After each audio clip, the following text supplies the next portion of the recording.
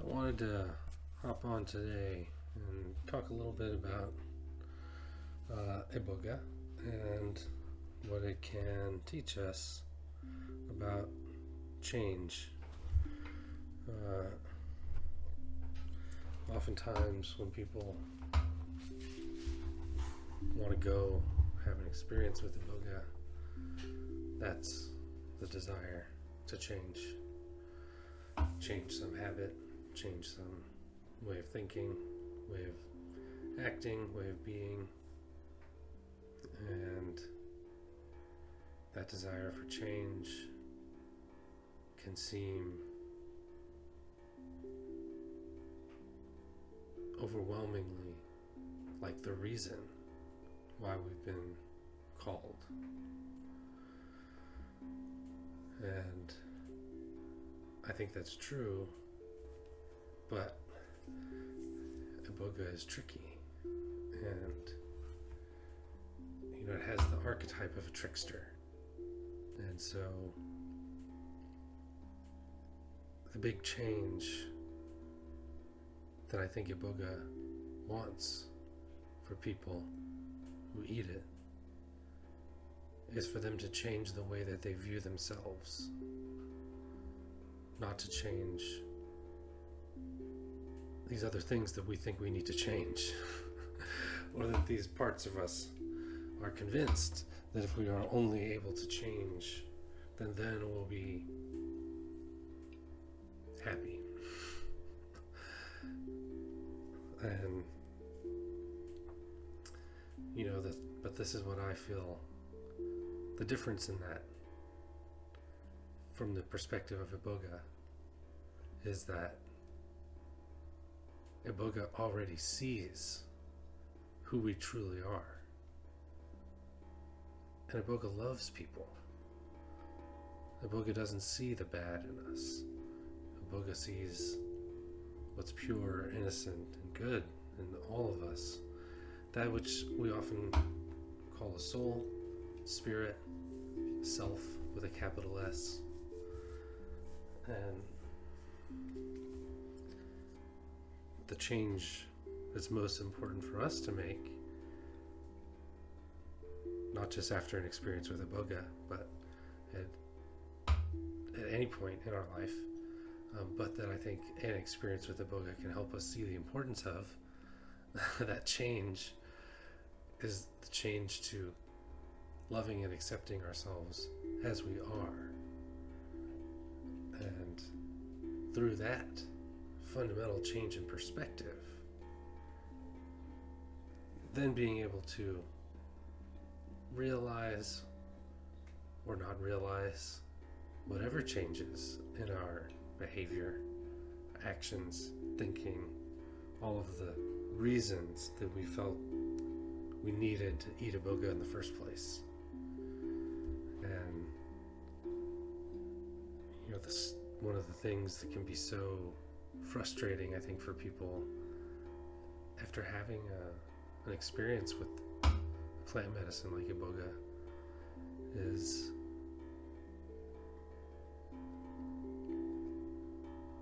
to feel as though they have to do so much more after, and that the experience in and of itself was not the thing that's going to precipitate this massive change in their life, but as merely an opportunity to view themselves in a way that they wouldn't be able to without Iboga.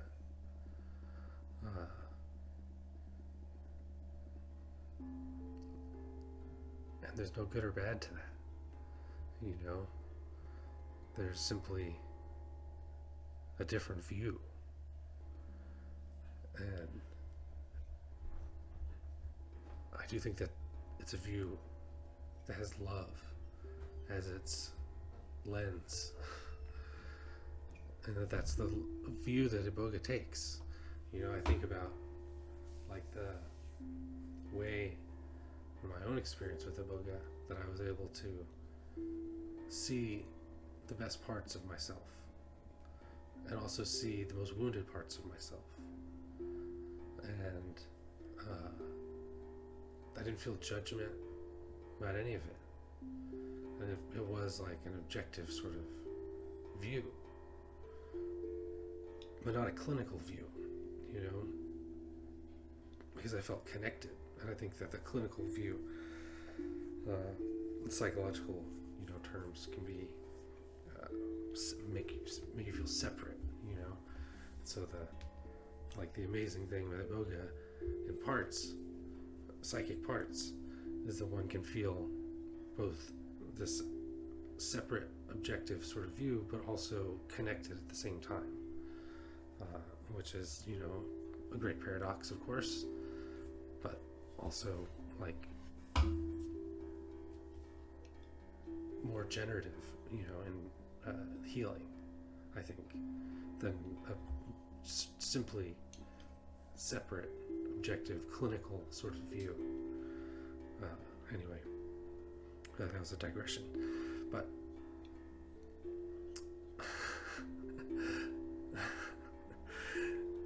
simply to say that in my own experience with Iboga, having that view of myself, I was able to look at myself from a perspective that I hadn't before, you know, and that's the gift that Iboga provides, you know, that at its core. I mean, there's so many gifts it provides, but for me, that was at the core of the gift provided by Iboga. This opportunity to see myself, and if I can share a little bit about the vision I had at one point while on Iboga, when I met myself in my visions on the medicine and ceremony, my eyes closed and a mask on, I saw myself in my apartment, and I looked beautiful. And one of the things that, when I was looking at myself, that this part of me said back to me was that we should go into the bathroom in my apartment and look in the mirror. And so we did that, and it was, you know, I mean, I can see it in my mind now. Me standing in my bathroom, my apartment, looking in the mirror, this other part of me next to me, and him telling me to come and do this when I got home, when I got back from Costa Rica, in my apartment, in the flesh, to come do this, and who I would see looking back at me will be him. And that he wanted to see my face. He wanted to see me smile while looking in the mirror. And like the idea of doing a self-affirmation in the mirror is like a joke, you know, almost like there's a way in which that, the only thing it reminds me of is Stuart Smalley from Saturday Night Live, if you've ever seen it. And so when I did get back home, and I remembered that encounter that I'd had in my vision, and I went to my bathroom mirror and I tried to talk, it felt so stupid. Even after my experience with Iboga, even after having this like really wonderful, you know, look at myself, like, and seeing this beautiful part of me, I still, when I looked in the mirror, I was like, I don't see that now. I see everything that's wrong. I see all my flaws that I see, which I'm looking at right now as I see my face on this monitor as I'm looking at this camera. There's this part of me that is like, doesn't like the way I look, and will just be reminding me of that, you know, and that's okay. I love that part of me now too. But anyway, so when I very first did an affirmation in the mirror, I didn't know what to say, and it felt so stupid. And so I said, I'm good enough, I'm smart enough, and doggone it, people like me. And I started laughing when I did that. And then I could feel this part. I could hear in like the way that you hear a voice in your head, but you know, not like when I say voice in the head, there's this part of me that's like, this sounds like crazy talk. But I mean, I think we all talk to ourselves, you know, and I really just tried to listen at that moment. And having had this experience with Iboga allowed me to listen in a way that I wouldn't have before. Because what the voice said to me was, there it is. You're laughing. When was the last time you looked into a mirror and laughed? And he was like, that's what I want to see. That's the face of the man that I love.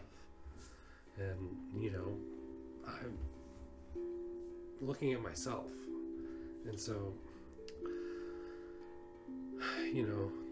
there's so many, like, we can get lost looking in the mirror. But at the same time, for those of us like myself who have avoided looking in the mirror, it can be really empowering to embrace it. Embrace saying nice things while looking in the mirror. I think the ways that getting lost looking in the mirror can be,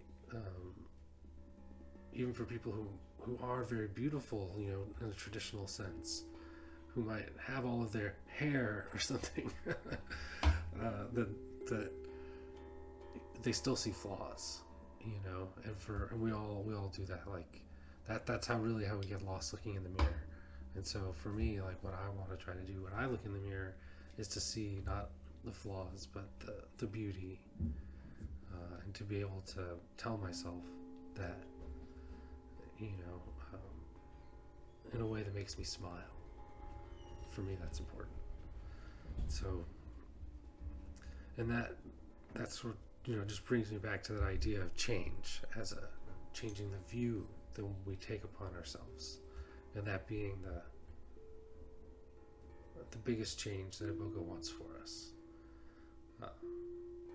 Iboga doesn't really care, like, about, like, anything else except for love. And when it comes to what Iboga, like, wants for us, that's what I have come to, in my experience at least, is that's Iboga may want other things, but primarily for us to, like, love ourselves in the same way that Iboga loves us, that our guides love us, our highest self loves us.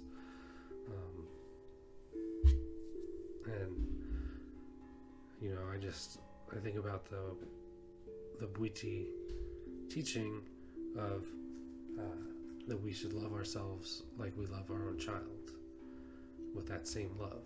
And that's because that's how Iboga feels about us. Iboga loves us as though we're children, and is forgiving of us in the way that we can be forgiving of children, like, for their ignorance, for their irrationality, and yet we love them because they're so, like, beautiful and free and unencumbered by the burdens, the psychic burdens that we all carry around and cling to. And so, this is why getting back in touch with inner children is so transformative, by helping free us from these burdens. That's what IFS is about. So that's why I think they work so well together. And I think it's important for me to just always remember that Iboga loves human beings, just full stop. And of the animals that are known to eat Iboga, like, regularly, elephants, gorillas, us, porcupines. But I think there's a reason why, Iboga likes a smart guy. And because Iboga's a smart guy. And so Iboga wants to know gorillas, wants to know elephants, wants to know people, and wants us to eat Iboga so it can better know us. And the more we can better know ourselves, the better we'll treat the animals and plants in our environment, for our own self-preservation, if nothing else. And Iboga knows this. And,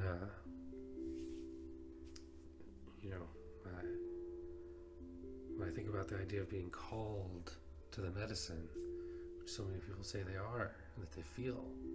And I would say that I did feel and still feel called to the medicine. I think one of the things to keep in mind with that for me is that Iboga has designs. Iboga calling people to eat it implies that Iboga has a will, has a desire, wants people, wants like lots of people to come and eat Iboga. And I think many people are actually called and just don't realize it. That's my own personal belief. And they have parts of them that just would never consider doing something like eating Iboga because of the culture that they were raised in. And so they don't do it. But then certain people do. And those people have something that Iboga wants.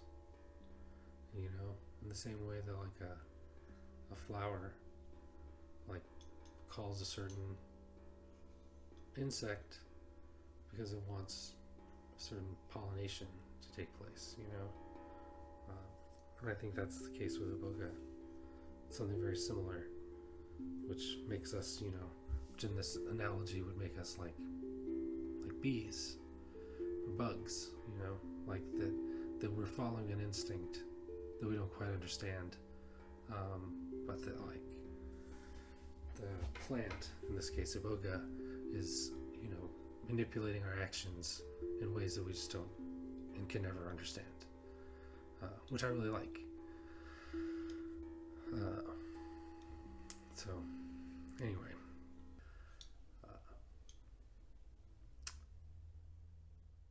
I'll see.